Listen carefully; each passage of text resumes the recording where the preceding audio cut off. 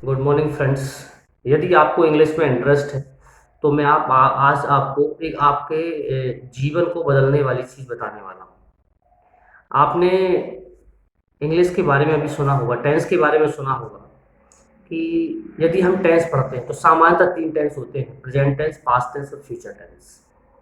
और जब हम प्रेजेंट टेंस की बात करते हैं तो उसका सबसे पहला टेंस जो है वो है simple present tense. Simple present tense की सामान्यतः करीब करीब सभी किताबों में, ग्रामर की सभी बुक्स में जो पहचान मिलती है वो मिलती है सब्जेक्ट प्लस वर्ब का फर्स्ट फॉर्म उसका फॉर्मूला है, और उसकी हिंदी की पहचान है हिंदी वाक्य अंत में ता है, ते है, ती है आता है।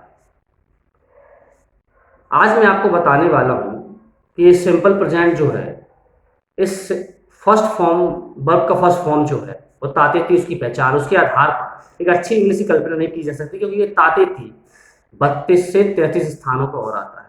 आपने कभी नहीं सुना होगा जो मैं आज आपको बताने वाला हूँ कि सिंपल प्रेजेंट के भी 32 प्रकार, 32 टाइप्स होते हैं, और उन 32 स्थानों पर हिंदी वाक्य अंत में तातेती आता है। ध्यान से सुनिएगा, मैं हिंदी की पहचान बताऊंगा, उसका इंग्लिश फॉर्मूला बताने वाला हूँ आपको। सबसे पहला जो है, सब हिंदी वाक्यों के अंत में तातेती आता है, बट इंग्लिश बुक्स क्या कहते हैं कि जिस भी हिंदी वाक्य अंत में तातेती हो उसमें आपको सब्जेक्ट वर्ब का फर्स्ट फॉर्म लगाना है और अदर वर्ड या ऑब्जेक्ट या फिर एक्सटेंशन ऑफ द सेंटेंस देके उस सेंटेंस को बना देना है। पर ये चीज़ संभव नहीं है, क्योंकि कई बार तातेती आने पर भी उस सेंटेंस को बनाने का फॉर्मूला डिफरेंट होता है। आज आपको ये क्लियर हो जाएगा। और मैं आपको ये भी कहना चाहता हूँ, ये 32 प्रकार आज मध्य प्रदेश की किसी भी किताब में एक साथ कंपोज नहीं है। सुनिएगा, सबसे पहला प्रकार है हिंदी वाक्य अंत में तातेती आता है। उसका एक साधारण सा सेंटेंस है कि क्रिकेट में 11 खिलाड़ी होते हैं। अंत में क्या आया? होते हैं, ते। लेकिन इस सब्जेक्ट वर्ब का फर्स्ट फॉर्म से नहीं बनेगा। इस वाक्य में संख्या बताई गई है, और मैंने अपने प्रीवियस वीडियो में आपको बताया है कि वाक्य में संख्या या मात्रा हो तो देयर का उपयोग करते हैं। तो क्रिकेट में 11 खिलाड़ी होते हैं, इसको आप बोलेंगे there are 11 players in cricket. तो ये पहला डिफरेंट फॉर्मूला हो गया जो सब्जेक्ट वर्ब ऑफ वर्ब की फर्स्ट फॉर्म से अपार्ट बना हुआ है। दूसरा सुनिएगा, सब्जेक्ट plus HMR plus always plus verb में आईएनजी और प्लस अदर वर्ड। इसमें हिंदी वाक्य के बीच में आएगा हमेशा, और अंत में आता है ता है, ते है, ती है। बट इस प्रकार के वाक्य बहुत लिमिटेड है जो हम अपना इरिटेशन बताते हैं, हम किसी चीज़ के प्रति अपनी पसंदगी या नापसंदगी बताते हैं, तो इस प्रकार के फॉर्मूले का उपयोग करते हैं। नापसंदगी बताते हैं, सॉरी, पसंदगी नहीं, नापसंदगी बताते हैं, मतलब इसको नेगेटिव सेंस में हम यूज करते हैं। जैसे मैंने कहा, तो हमेशा चौराहे पर खड़े रहते हो, तो यहाँ पर एक डिफरेंट फॉर्मूले से बनेगा, और इसका इंग्लिश फॉर्मूला होगा subject is am are always verb में आईएनजी और वर्ड। तो हम इसको बोलेंगे you are always standing at squares. एक दूसरा वाक्य लेते हैं, कुछ लोग हमेशा दूसरों की बुराई करते रहते हैं।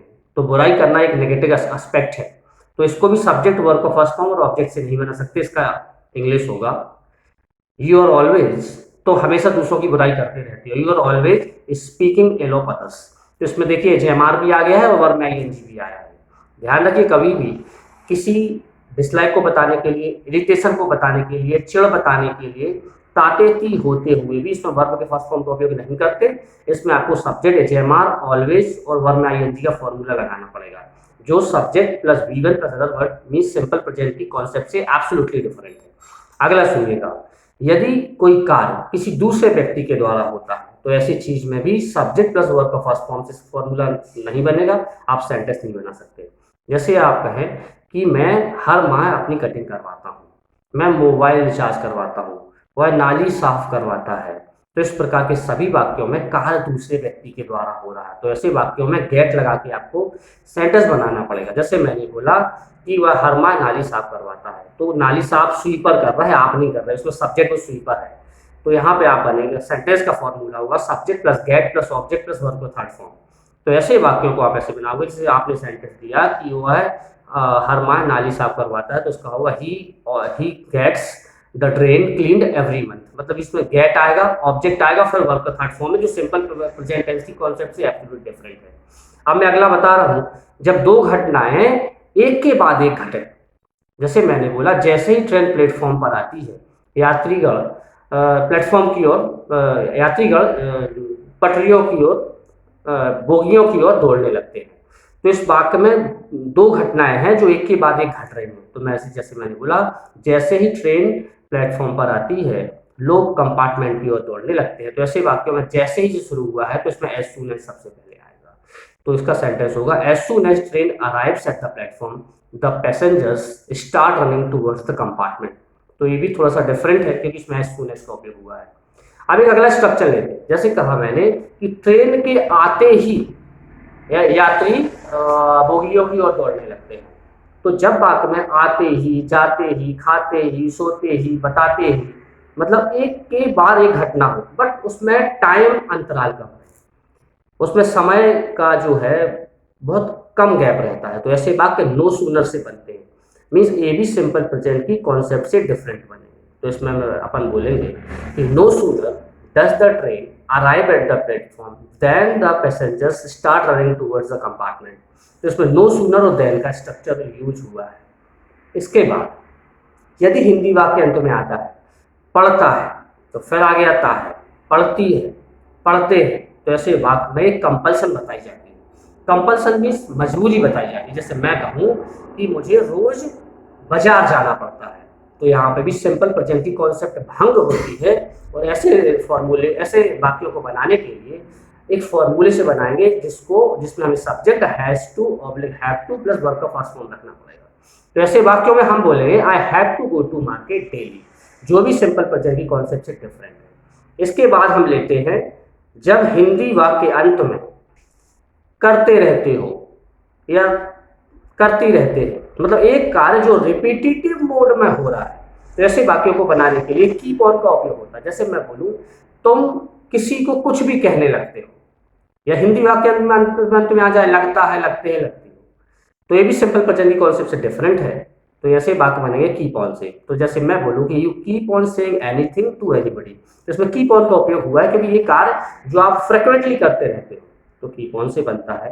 You keep on teaching anyone, you keep on abusing anyone, तो एक ऐसा कार्य जो आपकी आदत में शुमार है, जो आप करते रहते हो, तो ऐसे वाक्य को बनाने के लिए कीप ऑन का उपयोग होता है। एक और स्ट्रक्चर देखिएगा, यदि हिंदी वाक्य में कोई भी सब्जेक्ट हो सकता है, ठीक है, परंतु वो सब्जेक्ट कोई कार्य नहीं कर रहा है, ठीक है, ऐसे वाक्यों को पैसिव वॉइस में बनाया जाता है। तो इसमें भी सिंपल प्रेजेंट की कॉन्सेप्ट भंग होगी, तब उसमें सब्जेक्ट प्लस एचएमआर और वर्ब के थर्ड फॉर्म का उपयोग होगा। जैसे मैंने कहा, उसे गिरफ्तार किया जाता है, उसे 14 दिन की न्यायिक हिरासत में भेजा जाता है, कुछ कार्य ऐसे ही किए जाते हैं, उसे निलंबित किया जाता है, उसे बर्खास्त किया जाता है। तो ऐसे कार्यों में सब्जेक्ट कोई और, पैसिव वॉइस है, ओबियसली ऑब्जेक्ट पर जोर है, तो ऐसे वाक्यों में आपको इनडायरेक्ट सब्जेक्ट रखना पड़ेगा। इनडायरेक्ट सब्जेक्ट मतलब जिसपे क्रिया हुई है। उसके बाद एचएमआर रखेंगे, वर्ब का थर्ड फॉर्म रखेंगे, और अदर सेंटेंस अदर वर्ड जो है उसमें वो रख देंगे हम। तो जैसे मैंने बोला उसे निलंबित किया जाता है, तो ही इज और वर्ब का third form he is suspended, he is dismissed, some work are done by this method, what is kept in the glass. इस प्रकार के वाक्य हमें एचएमआर और वर्ब के थर्ड फॉर्म से बनते हैं। और यहाँ भी सिंपल प्रेजेंट की कॉन्सेप्ट भंग होती है क्योंकि ताते थी तो आ रहा है, बट सब्जेक्ट और वर्ब का फर्स्ट फॉर्म और ऑब्जेक्ट से सेंटेंस नहीं बन रहा है। अगला देखिएगा, जब वाक्य पर हम जोर देते हैं, मैं आता तो हूँ, मैं बताता तो हूँ, मैं पढ़ता तो हूँ, मैं सही बताता तो हूँ, तो जब तातो हूँ, तातो है, ती तो है, इस प्रकार का वर्ब पर जोर है। जैसे तुम झूठ बोलते तो झूठ बोलने पर बल दिया गया है, जोर दिया गया है। तो हिंदी वाक्य में ताते थी तो आर, बट इसमें सब्जेक्ट प्लस V1 की कॉन्सेप्ट फिर भंग होगी क्योंकि इसमें डू डच रखना पड़ेगा, क्योंकि इसमें वर्ब पर जोर है। जैसे मैंने बोला तुम झूठ बोलते तो हो, तो मैं बोलूंगा you do tell a lie, I do go to temple daily, मैं रोज मंदिर जाता तो हूँ। तो ऐसे वाक्यों में आप बनाओगे subject plus do oblique does plus verb का फर्स्ट फॉर्म और प्लस अदर वर्ड। आपको हमेशा ध्यान रखना है वर्ब पर कभी भी जोर हो, आता तो है, जाता तो है, खाता तो है, बताता तो है, तुम उसको ऊधम करते तो हो, सरकार सब कुछ करती तो है। तो जब वर्ब पर जोर रहे तो आपको सब्जेक्ट के बाद डू डज रखना है, वर्ब का फर्स्ट फॉर्म रखना है और अदर वर्ड रखना है। अगला स्ट्रक्चर सुनिएगा, कुछ कार्य ऐसे हैं जो हम नहीं कर पाते और जिसके हिंदी वाक्य अंत में आता है पाता है, पाते हैं, पाती है। जैसे मैं सुबह जल्दी नहीं उठ पाता, वह धारा प्रवाह इंग्लिश नहीं बोल पाता। तो हिंदी वाक्य अंत में ता है ते है ती आ है, बट ऐसे वाक्य भी सिंपल प्रेजेंट के से डिफरेंट बनेंगे, mean subject plus V1 plus other word के फॉर्मूले से डिफरेंट बनेंगे। और ऐसे वाक्य में आपको रखना पड़ेगा सब्जेक्ट के बाद एजेमार, एबल टू और वर्ब पर्पस को। जैसे मैं बोलूं कि वह धारा प्रवाह इंग्लिश नहीं बोल पाता, तो यहाँ पर इंग्लिश होगा he is not able to speak English fluently, I am not able to wake up early in the morning, he is not able to deliver his thought before the people. तो इसमें भी आपको is am are able to का structure रखना पड़ेगा बजाय subject plus V1 plus other word के। अगला फॉर्मूला देखते हैं। यदि हिंदी वाक्य में नथिंग बट आ जाए, इंग्लिश में नथिंग बट का स्ट्रक्चर किस प्रकार से उपयोग करेंगे। जैसे मैंने बोला तुमसे सिर्फ गाली बकते बनती है, तो के सिवाय, के अलावा, इस प्रकार से हिंदी में कुछ हो तो आपको नथिंग बट का स्ट्रक्चर रखना है। जैसे मैं बोलता हूँ कि तुमसे सिर्फ गाली बकते बनती है, तो मैं बोलूँगा you can speak nothing but abuse, तो नथिंग बट का स्ट्रक्चर इसमें बीच में रखते हैं। अगला देखते हैं। जब कार्य किसी एक व्यक्ति या वस्तु के द्वारा, किसी एक या व्यक्ति या वस्तु के द्वारा दो कार्य किए जाए, तो ऐसे वाक्यों में भी हिंदी वाक्य में अनेक बार तातेती आता है, बट आपको उसमें नॉट ओनली एज वेल या नॉट ओनली बट ऑल्सो का उपयोग करना है। जैसे मैं बोलता हूँ my father not only sells medicine but also advise the patient, मतलब पिताजी एक व्यक्ति है बट दो काम कर रहे हैं, एक तो पेशेंट को एडवाइस भी कर रहे हैं और दवाई भी दे रहे हैं। तो ऐसे वाक्यों में आपको नॉट ओनली बट ऑल्सो या नॉट ओनली एज वेल का उपयोग होगा। इसके बाद हम देखते हैं यदि हिंदी वाक्य अंत में इच्छा होती है, इच्छा नहीं होती, मन है, मन कर रहा है, इस प्रकार से हिंदी वाक्य की पहचान आती है। जैसे मैंने बोला कि आज डोसा खाने का मन कर रहा है, आज या सुबह जल्दी उठने की इच्छा नहीं हो रही है, उसका पार्टी में जाने का मन है, तो इस प्रकार के वाक्यों को फील लाइक से बनाते हैं। जैसे I feel like going to temple, मुझे आज मंदिर जाने का मन है।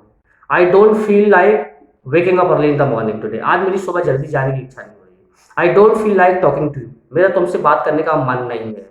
तो देखिए इसमें भी सिंपल प्रेजेंट का कॉन्सेप्ट भंग होता है, इसमें नया चीज लाए हम फील लाइक, क्योंकि इसमें इच्छा होती है या मन होता है। इसके बाकी के स्ट्रक्चर मैं आपको अगले पार्ट में बताऊँ।